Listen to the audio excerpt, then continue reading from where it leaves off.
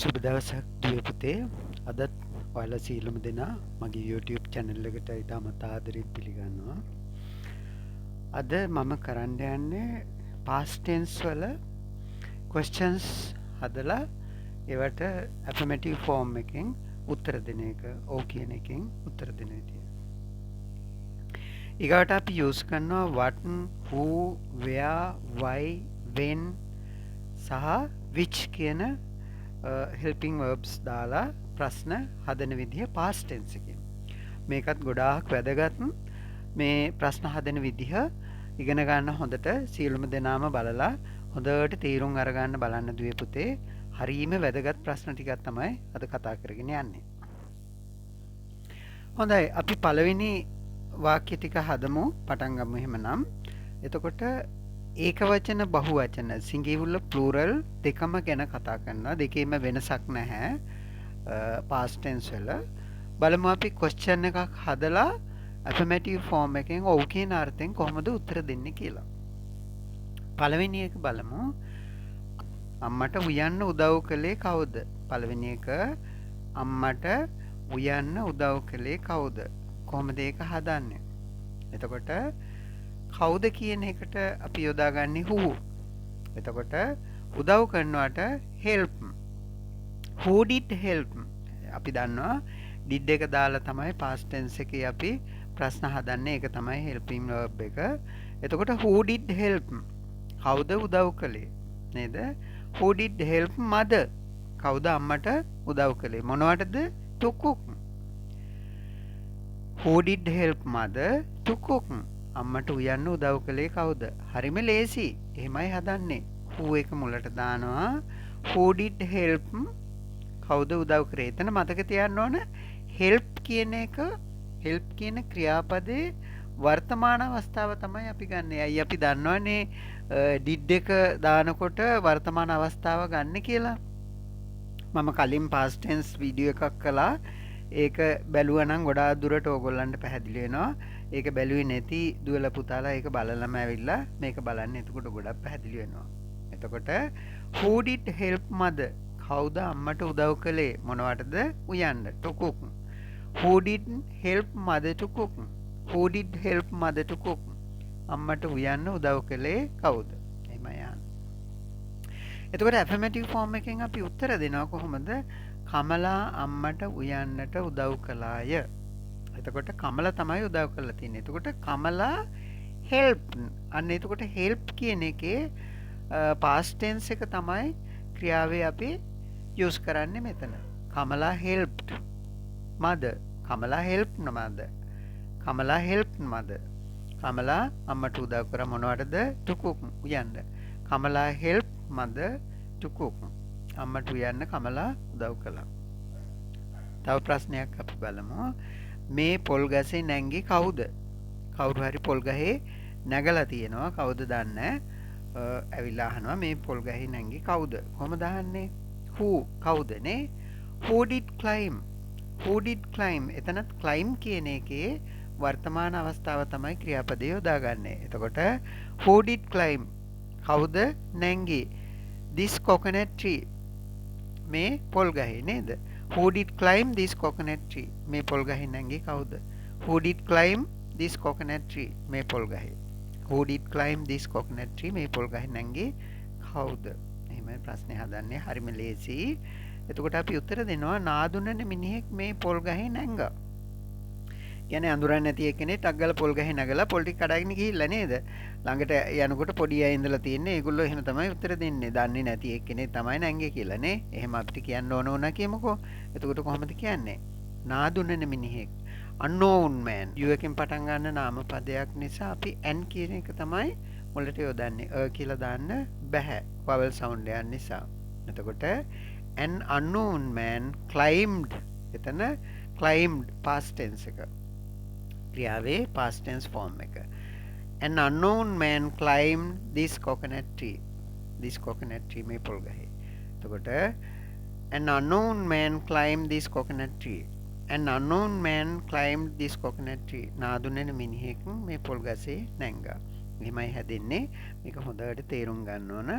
හොඳයි. අපි තව වාක්‍ය ටිකක් බලන්න යමු. ඔබේ අක්කා ඊයේ කොහෙද ගියේ? කොහෙද? එතකොට where කියන එක තමයි අපි යූස් කරන්නේ නේද? එතකොට ඔබේ අක්කා කොහෙද ගියේ? කොහෙද ගියේ? Where did your sister go? ඔබේ අක්කා your sister ඒකට මුලින් did එක දානවා. එතකොට where did your sister go? එතකොට go ක්‍රියාපදේ go ඒකේ වර්තමාන අවස්ථාව තමයි අපි යොදාගන්නේ. Where did your sister go? Where did your sister go? එහෙමයි හැදෙන්නේ. මේ හැදෙන විදිහ හොඳට තේරුම් ගන්න ඕන. Where did your sister go yesterday? ඊයේ නේද? එතකොට where did your sister go yesterday? Where did your sister go yesterday? ඔබේ අක්කා ඊයේ ගියේ කොහෙද? එතකොට කියනවා මගේ අක්කා ඊයේ පොළට ගියා.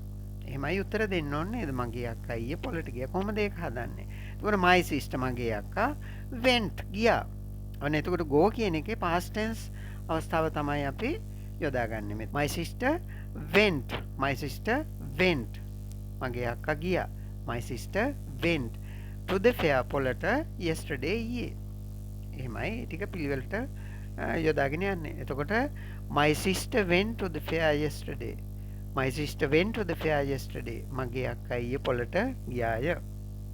එහෙමයි affirmative form එකෙන් අපි උත්තර දෙන්නේ. හොඳයි තව වාක්‍යයක් බලමු. ඔහු තම පෙම්වතිය හමු වූයේ කවදාද? එයාගේ ගර්ල්ෆ්‍රෙන්ඩ් කවද්ද හම්බුනේ කියලා අහනවා. එතකොට when එතන when කවද්ද? When did he meet? එතනත් meet කියන ක්‍රියාපදේ හමුණා කියන එකේ වර්තමාන අවස්ථාව ගන්නෙ. එතකොට when did he meet? කවද්ද ඔහු මුණ ගැසුනේ? his girlfriend. ඔහුගේ පෙම්වතිය නේද? When did he meet his girlfriend? When did he meet his girlfriend? ඔහු තම පෙම්වතිය හමුුනේ කවදද? එතකොට උත්තර දෙනවා ඔහු තම පෙම්වතිය හමුුනේ පෙරේදා. කොහොමද පෙරේදා කියන්නේ? ඊයේ නම් yesterday. එතකොට පෙරේදා නම් the day before yesterday. ඒ කියන්නේ ඊයට කලින් දවසේ. එතකොට පෙරේදානේ එහෙමයි දෙන්නේ. The day before yesterday. The day before yesterday කියන්නේ පෙරේදා. එතකොට ඔහු හමු වුණා he met. එතන අතීත කාල අවස්ථාව ක්‍රියාපදේ. he met ඔහු හමු වුණා කාවද? his girlfriend ඔහුගේ පෙම්වතිය නේද? his ඔහුගේ. he met his girlfriend the day before yesterday. පෙරේදා. he met his girlfriend the day before yesterday. මේවා හොඳට කියවලා කීප සැරයක් කියලා හොඳට හුරු කරගන්න ඕන දුවේ පුතේ. එතකොට එහෙම නැත්නම් පැටලෙනවා කතා කරන්න බෑ ඉක්මනට කියන්න පුරුදු වෙන්න ඕන. හරි. ඒ විදිහට තමයි උත්තර දෙන්නේ affirmative form එකෙන්. අපි තව වාක්‍ය කීපයක් ගමු. එතකොට ඔබ රෑ කෑමට මොනවද උයලා තියෙන්නේ? ඔබ රෑ කෑමට මොනවද උයලා තියෙන්නේ? එතකොට මොනවද? what නේද? what මොනවද? එතකොට what did you cook? What did you cook? cook කියන්නේ උයනවනේ. What did you cook? එතන did එක දාපු ගමන් මෙතන cook කියන එක වර්තමාන අවස්ථාව තමයි ක්‍රියාපදේ යොදාගන්නේ. මොකද did එකෙන් එතකොට ඒක ඉබේම අතීත කාලයට හැරෙනවානේ. එතකොට මම කියලා තියෙනවා did එක කොහේ හරි තියනවා නම් මේ නෙගටිව් අවස්ථාවේ හරි question එකකදී හරි ක්‍රියාපදේ යොදාගන්නේ වර්තමාන අවස්ථාව. ඒක හොඳට මතක තියාගන්න. එතකොට what did you cook? What did you cook? ඔබ මොනවද ඉව්වේ? For the dinner. For the dinner. රෑ කෑමට, රාත්‍රී කෑමට නේද? එතකොට what did you cook for the dinner? What did you cook for the dinner? ඔබ රෑ කෑමට මොනවද උයලා තියෙන්නේ? එහෙමයි අහන්නේ. එතකොට උත්තර දෙනවා අපි affirmative form එකෙන් මම රෑ කෑමට fried rice ඉව්වා. කොහොමද කියන්නේ? I cooked. මම ඉව්වා. එතන ඔන්න past tense form එක. ඉව්වා කියලානේ කියන්නේ නේද? එතකොට I cooked මොනවද? fried rice. fried rice හැදුවා ඉව්වා for the dinner. රාත්‍රී කෑමට. හරිම ලේසි. I cooked fried rice for the dinner. I cooked fried rice for the dinner. හරි. එහෙමයි යොදාගන්නේ. මම රෑ කෑමට fried rice ඉව්වා. හරි. අපි තව වාක්‍යයක් බලමු. ඔබ ඊයේ ට්‍රක් එකේ ගෙනාවේ මොනවද? ඔබ ඊයේ ට්‍රක් එකේ මොනවද ගෙනාවේ කියලා අහනවා. එතකොට what මොනවද නේද? what did you bring? bring කියන්නේ ගේනවා. එතකොට you එකට කලින් did එක දැම්ම what did you bring? What did you bring? මොනවද ගෙනාවේ ඔබ? මොනවද ගෙනාවේ? In the truck එකේ yesterday ඊයේ. ඒ ටික එහෙම දානවා දිගට වාක්‍ය. එතකොට what did you bring in the truck yesterday? What did you bring in the truck yesterday? ඔබ ඊයේ ට්‍රක් එකේ ගෙනාවේ මොනවද? එතකොට අපි affirmative form එකෙන් උත්තර දෙනවා මම ඊයේ ට්‍රක් එකේ එළවලු ගෙනාවා. එළවලු තමයි ගෙනල්ලා තියෙන්නේ. එතකොට කොහොමද කියන්නේ? මම I brought මම ගෙනාවා. එතන past tense form එක. එතකොට bring කියන එකේ past tense අවස්ථාව තමයි එතෙන්දී යොදාගන්නේ. I brought vegetables මං ගෙනාවා එළවලු. I brought vegetables මොකේද? In the truck එකේ yesterday ඊයේ. ඒ ටික පිළිවෙලට දාගෙන යනවා. හරිම ලේසි. එතකොට කොහොමද වාක්‍ය? I brought vegetables in the truck yesterday. I brought vegetables in the truck yesterday. හොඳයි. ඒ විදිහට තමයි යොදාගන්නේ. එතකොට මම ඊයේ ට්‍රක් එකේ එළවලු ගෙනාවා කියලා. ඊගාවට අපි තවත් වාක්‍ය ටිකක් බලමු. ඔවුහු ගිය මාසේ වගා කළේ මොනවද? ගිය මාසේ ඒගොල්ලෝ වගා කරලා තියෙන්නේ මොනවද කියලා තමයි අහන්නේ ඒගොල්ලෝ නේද? ඔව්. එතකොට මොනවද? what නේද? what. එතකොට වගා කරනවාට කියන්නේ cultivate. එතකොට did එක දාලානේ අපි හදන්නේ වාක්‍ය past tense වල. ඒකනේ helping verb එක. එතකොට cultivate කියන එකේ වර්තමාන අවස්ථාව තමයි ගන්න ක්‍රියාපදේ. එතකොට what did they cultivate? they ඔව්හු නේද? What did they cultivate? What did they cultivate? මොනවද හැදුවේ කියලා අහන්නේ වගා කළේ කියලා අහන්නේ. එතකොට last month. ඔන්න එතන ගිය මාසේ කියන්නේ last month. හොඳට මතක තියාගන්න last month කියන්නේ ගිය මාසේ. එතකොට what did they cultivate last month? What did they cultivate last month? ඔව්හු ගිය මාසේ වගා කළේ මොනවද? ගොඩාක් මේ විදිහට හොඳ ප්‍රයෝජනවත් ප්‍රශ්න ටිකක් හදාගන්න පුළුවන් මේ සිස්ටම් එක ඉගෙන ගන්න.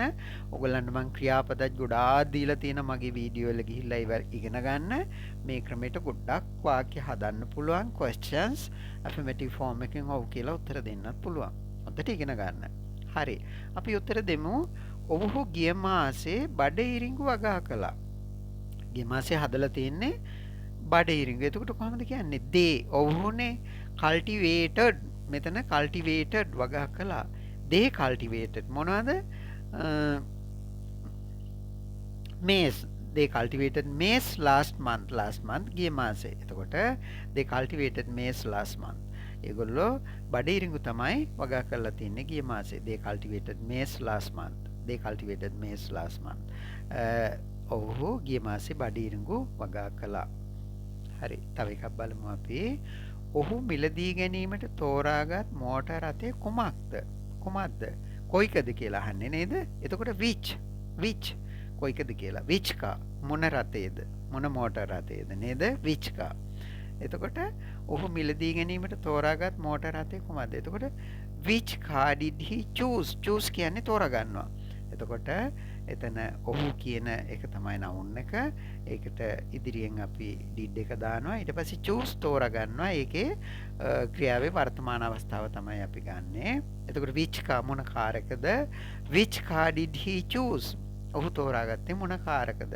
to buy මිලදී ගන්න. එතකොට which car did he choose to buy? which car did he choose to buy? ඔහු මිලදී ගැනීමට තෝරාගත් මෝටර් රථය කුමක්ද? එහෙම තමයි හදන්නේ. එතකොට ඔහු මිලදී ගැනීමට තෝරාගත්තේ අර නිල් පාට මෝටර් රථය. එයා පෙන්නලා කියනවා අර නිල් පාට මෝටර් රථය තමයි එයා තෝරාගෙන තින්නේ. කොහොමද කියන්නේ? එතකොට ඒක හදන්නේ he chose. එතන past tense එක. choose කියන්නේ වර්තමාන අවස්ථාව. past tense එක තෝරාගත්තා. he chose that blue car to buy. මිලදී ගන්නට to buy නේද? he chose that blue car. අර නිල් පාට මෝටර් රථය. he chose A තෝරාගත්තා. he chose that blue car to buy. ඔහු තෝරාගත්තා අර නිල් පාට මෝටර් රථය මිලදී ගන්නට. එහෙමයි කියන්නේ. he chose that blue car to buy. ඔහු මිලදී ගැනීමට තෝරාගත්තේ අර නිල් පාට මෝටර් රථයයි. ඉතින් මේ වගේ වාක්‍ය ගොඩාක් හදන්න පුළුවන්. හරි. තව ටිකක් බලමු අපි. එතකොට ඔබේ නංගි ඊයේ උදේ ඇඬුවේ ඇයි? ඊයේ උදේ අඬලා තියෙන්නේ. කවුරු හරි අහලා ඒක දැකලා මේ අහනවා ඇයි ඊයේ උදේ ඔයාගේ නංගි ඇඬුවේ කියලා. එතකොට ඇයි කියලා why නේද? why. එතකොට why did your sister ඔබේ නංගි your sister cry අඬනවා. why did your sister cry? why did your sister cry? ඇයි ඔබේ නංගි ඇඬුවේ කවද්ද? yesterday morning. ඊයේ උදේ.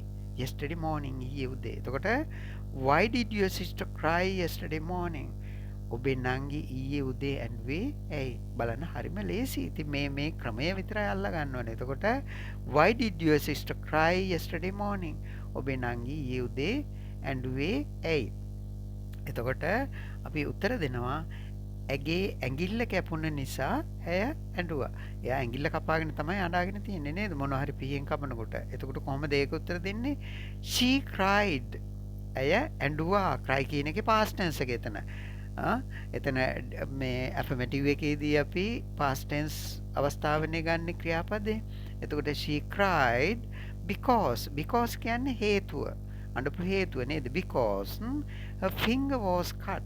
her finger ඇගේ ඇඟිල්ල was cut කපාගෙන නේද? was cut. she cried because her finger was cut. she cried because her finger was cut. මේ වාක්‍ය හදන විදිහ හරිම වැදගත් දුවේ පුතේ. ඔයගොල්ලන්ට මම කලින්මුත් කියලා තියෙනවා ඔය අපුස සාමාන්‍ය පෙළ විභාගයට පවා එසේ එකක් රචනා කොටසක් දීලා ඒකෙන් ප්‍රශ්න අහනවා. ඒවට මේ විදිහට උත්තර දෙන්න ඔයගොල්ලෝ හොඳට මේ ටික ඉගෙනගෙන තියෙනවා. හරිම වැදගත් ලෙසන් එකක්. ඒක නිසා හොඳට මේ ටික ඉගෙන ගන්න ඕන. හරි. තව වාක්‍යයක් බලමු. ඇය මෙතරම් විශාල නිවසක් හැදුවේ කෙසේද? කෙසේද? how කොහොමද? නේද? how. එතන යොදාගන්නේ how. එතකොට how did she build කියන්නේ ඉදි කරනවා ගොඩනගනවා. එතනත් build කියන එකේ වර්තමාන අවස්ථාව ක්‍රියාපදේ. එතකොට how did she build ඇය කොහොමද ඉදි කරේ such a big house එවැනි විශාල නිවසක්. මොකද එයාට සල්ලි එච්චර කොහෙන්ද කියන එක තමයි ඔය අහන්නේ නේද? කොහොමද එතකොට කියන්නේ how did she build such a big house? ඇය මෙතරම් විශාල නිවසක් හැදුවේ කෙසේද? how did she build such a big house? how did she build such a big house? කොහොමද ඇය මෙතරම් විශාල නිවසක් හැදුවේ? එතකොට ඒකට උත්තර දෙනවා ඇය ඒක කරන්න බැංකු ණයක් ගත්තා. ඇය ඒක කරන්න බැංකු ණයක් ගත්තා. එතකොට ගත්තා අරගෙන ඉවරයි නේද? she took එහෙමනම් take කියන එකේ past tense එකේ took she took මොකද්ද? a bank loan බැංකු ණයක්. she took a bank loan මොනවටද? to do කරන්න මොකද්ද? ඒක කරන්න. to do it ඒක කරන්න. she took a bank loan to do it. ඇය බැංකු ණයක් ගත්තා ඒක කරන්න. හොඳයි. එතකොට මේ වාක්‍ය ටික තමයි අපි කතා කළේ. මේ ටික හොඳට බලන්න. එක සැරයක් බලලා තේරෙන්නේ නැත්නම් දෙපාරක් හරි බලන්න හොඳට තේරුම් ගන්න. ඊට පස්සේ ඕගොල්ලන්ට කැමැති සිංහල වාක්‍යයක් අරගෙන ඒක ට්‍රාන්ස්ලේට් කරලා ඉංග්‍රීසියෙන් මේ විදිහට හදන්න පුළුවන්. මෙතෙන්දි ක්‍රමය තමයි හොඳට ඉගෙන ගන්න ඕන. ගිරව් වගේ කටපාඩම් කරන එක නෙමෙයි.